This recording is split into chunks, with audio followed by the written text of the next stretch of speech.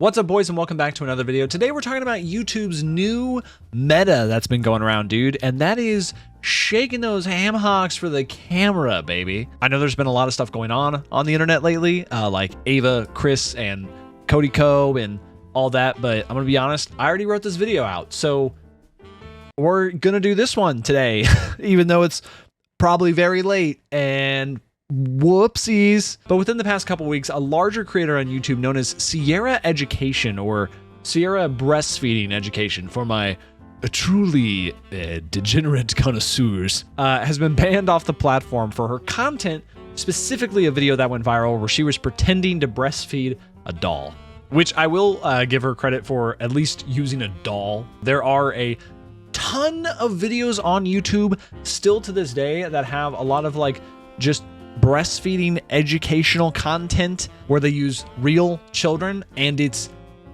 very gross. Like, using a child for what is essentially a fetish video is just it's just fucking gross, man. It's just disgusting. And you might be sitting there wondering, well, I didn't know that you could actually show any sort of nudity on YouTube, and that's where you're wrong. If you use the magical word educational, you too can cash in some of those big booba bucks, baby. But of course, this is nothing new, so Medusa, why are we talking about it today?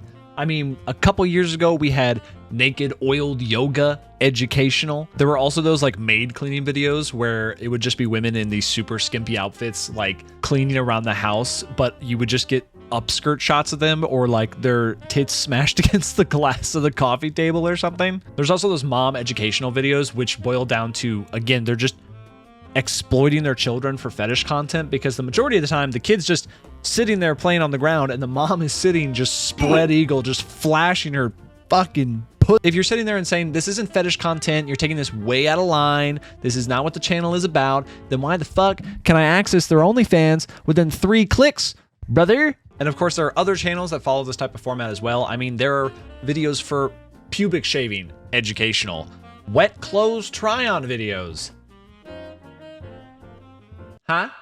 dildo reviews, and also probably the most controversial is the guy who waxed his butthole, if you remember that guy. And probably the biggest meta outside of the breastfeeding videos is these transparent try-on videos, dude. I'm gonna show you the video, but I love how in all of these videos across channels, there's always this disclaimer in the video that's like how the video is not for sexual gratification, but then there's an OnlyFans pillow right there in the corner of the screen. Bro, I'm gonna have to blur so much of this. I already know YouTube is gonna be pissed about it. Actually, hold on. This is educational content. Suck it, YouTube.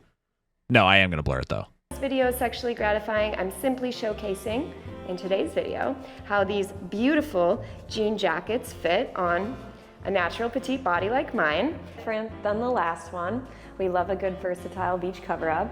This is a very disco vibes a little bit, and I'm not sure if it's because I have these bell-bottom pants going on here, but insert the Austin Powers. Dude, you can just see everything. I'm staring at her full fucking bush right now on YouTube, dude. Okay, hold on, what's this video? Oh my God, she's got a friend in this one. Welcome back to my channel. I'm Kelsey, and for today's transparent try-on haul, I have a special guest. It is not adjustable, so you'll see the difference on our 2 heights. I'm 5'9", and you are 5'3". So I can turn around to show.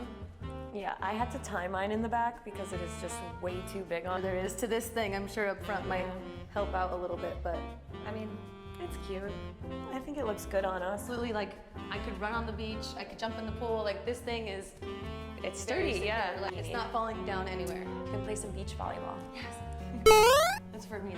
Wow, that was educational. And I just want to remind you guys, these videos are readily available. I actually used an incognito window and didn't sign into YouTube so I could search for all of these just to see how easy it was to get to these videos.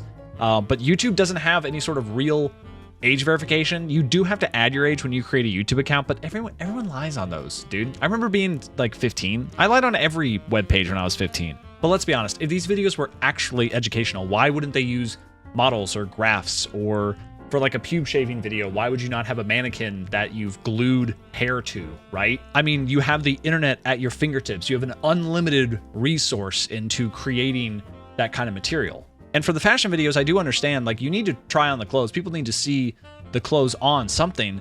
But if only there was a human-like object that you could put clothes on to demonstrate clothing. And YouTube, I've noticed, will blur age-restricted videos, meaning they know that there is some sexual content in the video. But if sexual content isn't allowed on YouTube, then by blurring the video, you're admitting to knowing that there is content that is sexual in the video, which means the video shouldn't exist. Or am I going insane? Now you're probably sitting there, arms crossed, saying, well, what's the problem with seeing some boobs on the screen, man? Everybody likes boobs. And I'm not against sexual content or making sexual content. I mean, I worked at Hustler for a couple months, so I do have experience working in that industry, which that could be a whole YouTube video in and of itself. If you guys are interested, put a little comment down below.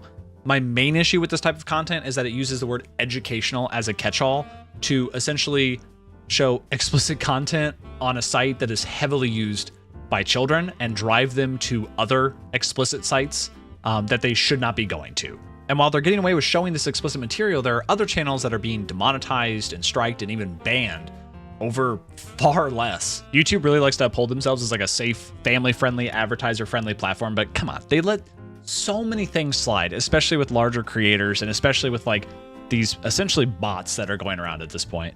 But just because those accounts are getting banned does not mean that it's the end of the road for these creators. Because remember, at the end of the day, they're just trying to run people to their OnlyFans. And if you can get your YouTube account to like 1,000 people, but you get 100 people to go to your OnlyFans, right? Before YouTube demonetizes you or bans you or whatever, you still got 100 people to your OnlyFans, dude. You're going to make 10 or 20 or 30 more accounts to just do the same exact thing. Even Sierra, the woman we talked about at the very beginning of this video, had 100,000 subscribers before she was banned off YouTube. And there are countless copycat accounts right now that are just copying her videos or reposting them or using her image or her name to try and drive people to these OnlyFans links. And I don't know if you guys have noticed, but this has bled into every platform. Instagram has essentially given up on moderation.